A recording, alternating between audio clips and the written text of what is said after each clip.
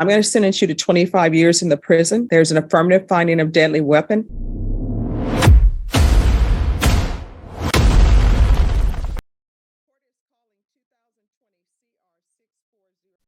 Court is calling 2020 CR 6408, State of Texas versus Fabian Vega. Could I have parties announced for the record for the state? Jason Garahan, Your Honor. Defense? Eduardo Jimenez, Your Honor. And are you Mr. Vega? Yes, ma'am. One young man claimed he wanted to change his life, but before Judge Boyd could show mercy, prosecutors revealed a chilling truth. One victim was dead, and 3 more had been shot. All right, you entered a plea of no contest on February 21st to the offense of murder. You entered a plea of true to the enhancement. The court found the enhancement true based upon your plea of true to the enhancements in States Exhibits 1 and attachments. And the court found there was sufficient evidence to find you guilty, and the court found you guilty. According to your plea bargain agreement, punishment is to be assessed at a cap of 25 years in the prison. There's an affirmative finding of a deadly weapon, and the state is taking consideration 2020 CR 6409, night mag number 686664, county court cause number 674688. Have both parties had a chance to review the PSI report, state? Yes, Your Honor. Defense? Yes, we have, Your Honor. Any objections to the PSI report, state? No, Your Honor. Defense? No, Your Honor. All right, state, any witnesses? No, Your Honor. Defense, any witnesses? Yes, one witness, Your Honor. All right, call your witness. The defense would call Brenda Torres. Brenda Torres. Can you raise your right hand for me, please? Do you solemnly swear or affirm the testimony you give will be the truth and nothing but the truth, so help you God? Yes, ma'am. All right, I'm going to need you to keep your voice up so that the court reporter can hear and I can hear. All right, if you can state your name for the record and spell it. Brenda Torres. And spell it. Brenda Torres, Torres.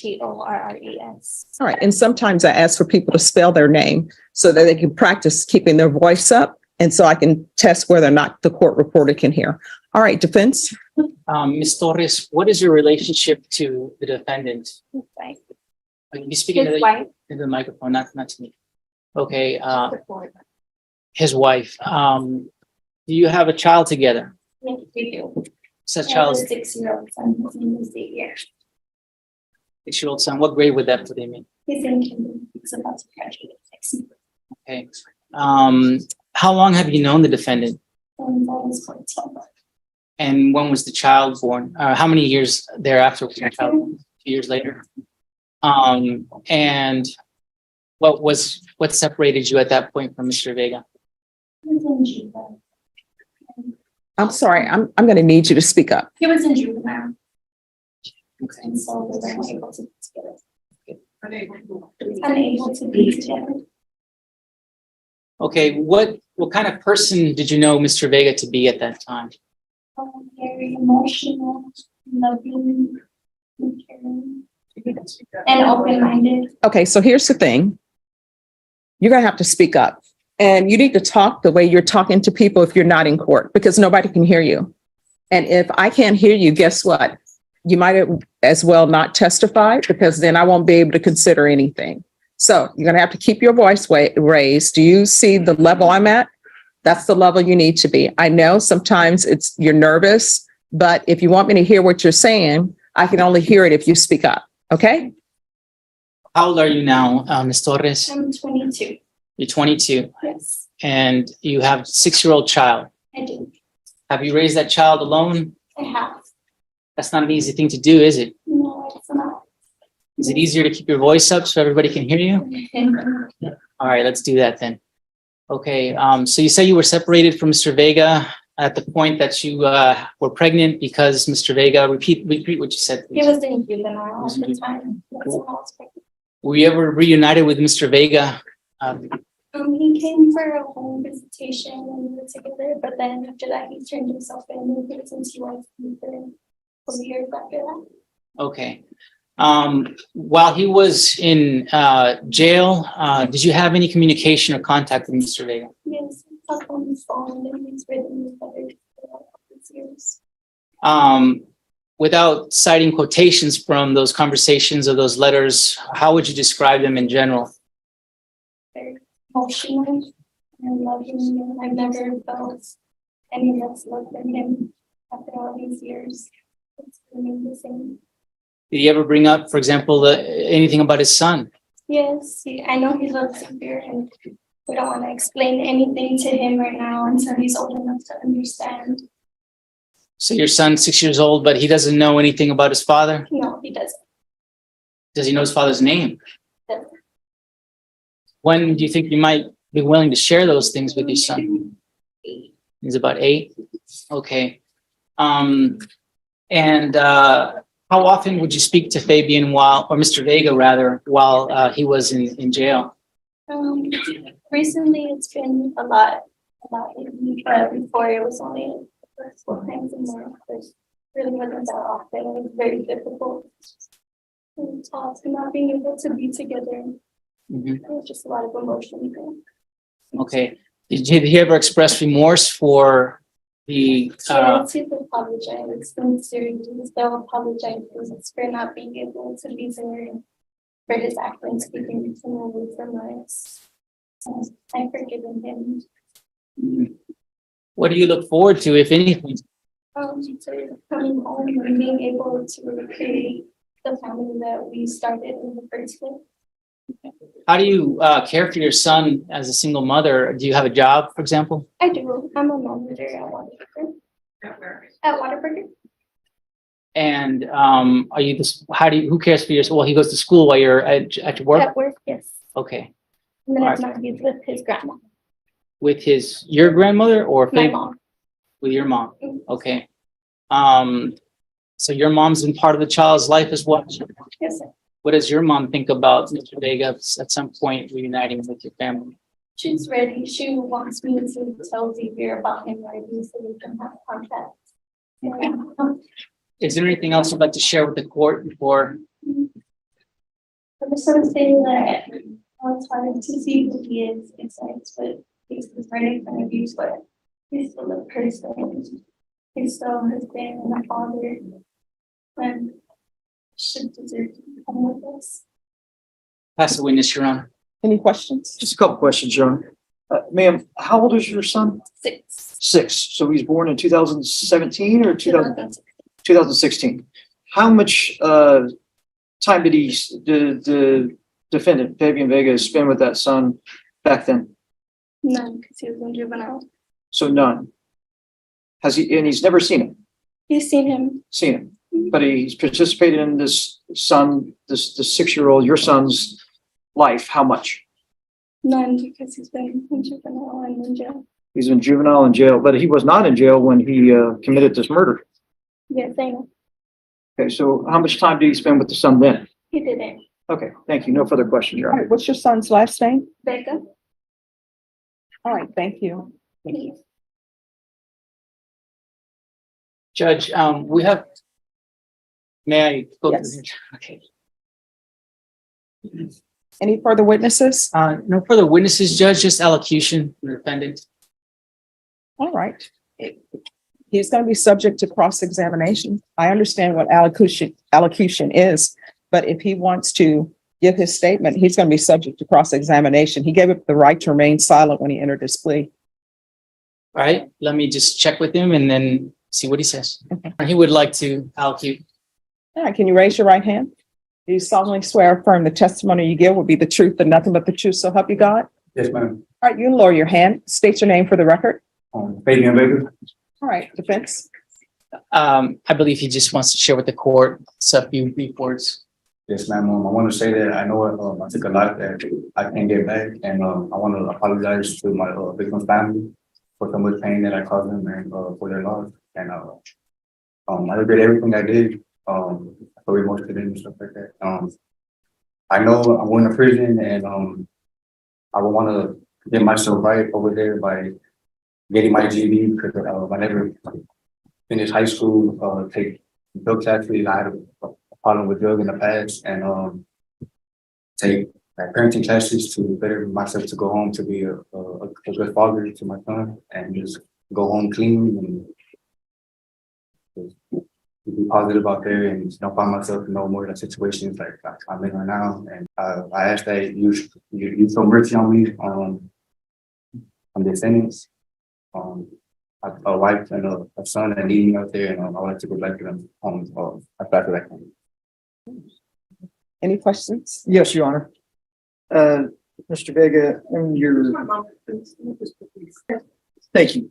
Mr. Vega, you stated when you were asked about this incident here, you said that in here it says, my neighbors told me them where I was, my name, and that I had tattoos. I tried to fight it with self-defense. So are you saying this is self-defense? No, sir. Okay, but so that's wrong in here, is that correct? Yes, sir. Okay, so did you lie in here? No, Excuse me? no, sir. But it says self-defense here. I was in fear of my life at that moment. I've been shot at, but he seemed proud in the past, so it wasn't out of fear, I guess. So do you feel that you had a right to kill that day? No, sir. I feel like I should have handled the situation a lot like different. It was out of fear, I guess, like my reaction. You know you didn't just you killed one individual, but then you shot 3 individuals that day. You do realize that, correct? Yes, sir. And that you were shooting into a park, Father Benavides Park. You're aware of that.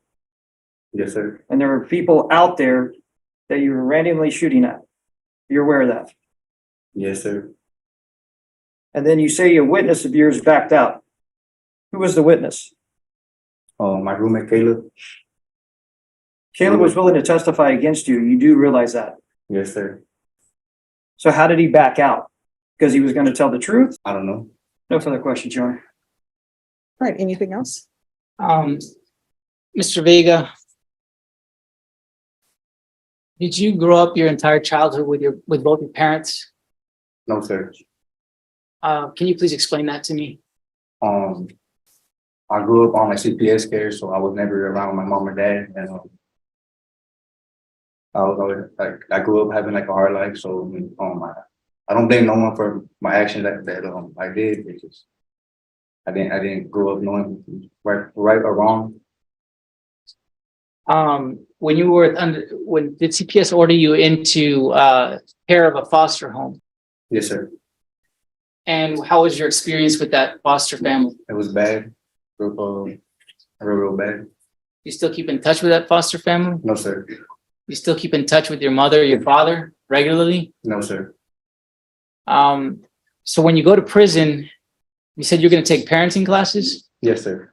Why would you need to learn how to be a loving father? I was never taught like how to be one. I never had that growing up, so I would like to learn. So when I go home, I could be one. That's my time. What about the drugs? The joke as well. I plan on going down there and taking drug tests too as well. I had a bad drug problem growing up, and I would like to fix that before I do go home. And why didn't you ever graduate high school? I was always incarcerated and like not focused. Well, what are you going to be focused on when you go to prison? My GED. Is it you're just going to go to prison and they're going to hand you your GED? No, sir. I'm gonna go to class and get my GED. My GED. Okay. No further questions, Your Honor. Anything else? Nothing, Your Honor. All right, Mr. Vega, why does it take you going to prison for you to wake up and realize that you what's right from wrong? I don't understand that. Judge Boyd wasn't just looking at today's crime. She was looking at years of missed opportunities, repeated arrests, and choices that led to one innocent life being lost.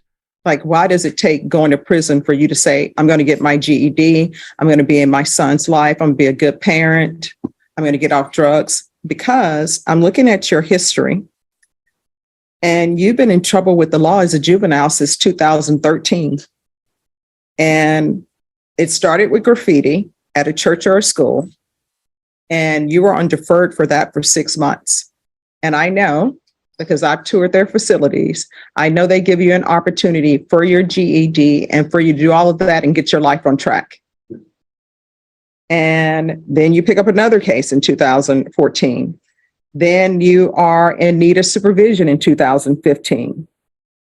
And then you have a possession in 2015 and evading in 2015. And this, what I'm talking about is just your juvenile history. And it goes on and on and on. 2016, 2017, all juvenile.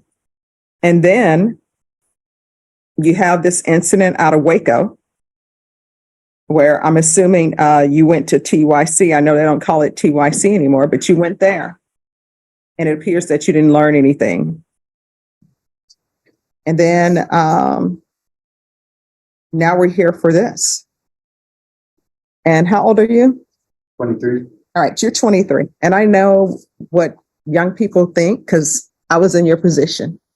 When people get sentenced to go to prison and they're young, they think it's the end of the world for them. But time goes by so quickly. I can't believe how quickly this year is passing. And you still have a chance to improve your life. Like there's someone here who's dead. They're not, and I want you to think about this, they're not having graduations. If they were going to graduate, you can say, hey, that person was a horrible person too, or did horrible things. But guess what? They're not going to graduate. They're not going to see any grandchildren maybe they were going to have. They're not going to get a chance to improve themselves here on the planet because they're no longer with us. So there are many things that they won't be able to do. I don't understand why, if you have a child who's 6 years old, instead of doing this, why were you not spending as much time with them as you could? The witness tells me that you're very, very loving. Then a very loving person would be, I want to spend as much time with my son as I can because I've missed out so much on his life. I went through Child Protective Services, so I want to make sure my son doesn't go through that. I didn't have a good father, so I want to make sure my son has that. That's not so much about you knowing right from wrong. That's just like common. You understand? Yes, ma'am. All right. The court we're here arguing, his cap is 25 years. State, I'm assuming you're asking for 25? Yes, Your Honor. All right. And defense? Our defense is asking for mercy, and we're asking for that in a situation where there's been a death, a murder, and that life can't be brought back. So there's nothing we can say to change that fact. This young man, having growing up without a father and mother, there's nothing we can do to change that either. This young man making poor choices, not being around his son as his son was growing up, and being rather with people who are involved in drugs and guns. There's nothing we can say to change that either. But we have heard from him. He knows that this is pretty much his last chance to turn his life around. He doesn't want to spend the rest of his life in prison. So we are asking for mercy, Your Honor. He has explained what his plans and goals are to the court, being get his high school diploma so he can get a decent job out there, and take enough education and courses and therapy so that he's able to break his chains of addiction, Your Honor, and also learn to be a good parent to his son who's out there waiting for him, and his wife, Miss Brenda Torres, to be a good husband to his wife. We're asking for leniency from the court, full knowledge that we can't change the fact that we're dealing with a murder here, Your Honor. All right. And Mr. Vega, I want you to know at some point in time, our actions are our own. We can no longer blame it on the rough childhood we had, because a lot of people had a rough childhood. A lot of people had parents that were not in their lives. Some people had parents who were in their lives and shouldn't have been in their lives. But I do take in consideration when I hear that, because as a defense attorney, I used to always get upset when the state would say, well, this person didn't commit a murder and they had a rough life. I want you to know I look at people as individuals. You understand? All right. So I'm going to sentence you to 25 years in the prison. There's an affirmative finding of deadly weapon. Take in consideration 2020 CR 6409, night mag number 68664 and 674688. That's the county court cause number 674688. I'll ask for you to have the therapeutic community. You'll have to request that. That's to help you with any drug addictions that you may have. But if you don't request it, they're definitely not going to give it to you. And I can't make them give it to you. I'm going to do a no contact order with Fabian Vega. until the expiration, 15 years. At that time, he'll be 21. He'll be able to hopefully make a decision on whether or not he wants to see you. So there'll be no contact with Xavier Vega. Showing you what's entitled Trial Court Certification of Defendant's Rights to Appeal. Did you review that with your attorney? Did you understand it? And did you sign it? Yes, ma'am. Because this is a plea bargain agreement, because I followed your plea bargain agreement, and because you waived your right to appeal, you do not have the court's permission to appeal. And because this is a felony conviction, you're not allowed to own or possess any weapons or ammunition. If you have a question over what a weapon or ammunition is, you'll need to speak to an attorney. Do you understand? All right. I wish you nothing but the best. Good luck to you. Your Honor, we have a small statement. I'm sorry. As the hearing came to an end, Judge Boyd made one thing clear. A difficult childhood could explain someone's past, but it could never excuse taking another person's life. Fabian Vega admitted he wanted to change. He spoke about earning his GED, overcoming drug addiction, and becoming the father his 6-year-old son deserved. But the judge reminded him that those choices should have been made long before an innocent life was lost. Looking at his long juvenile record, Judge Boyd explained that he had been given chance after chance, yet he continued down the same path until it ended in murder. She told him that while he would still have an opportunity to rebuild his life one day, the victim would never get that chance again. There would be no more birthdays, graduations, or family memories for the person whose life had been taken. After hearing emotional arguments from both sides, Judge Boyd imposed the maximum sentence allowed under the plea agreement, 25 years in Texas prison with a deadly weapon finding. She also recommended that Vega seek treatment for his drug addiction while incarcerated, reminding him that real change would only happen if he chose it for himself. The hearing ended with heartbreaking victim impact statements from the victim's family, describing the permanent pain left behind by the shooting. In the end, the courtroom was left with a powerful reminder that one reckless decision can destroy countless lives. And while justice may hold someone accountable, it can never erase the loss that victims' families carry forever.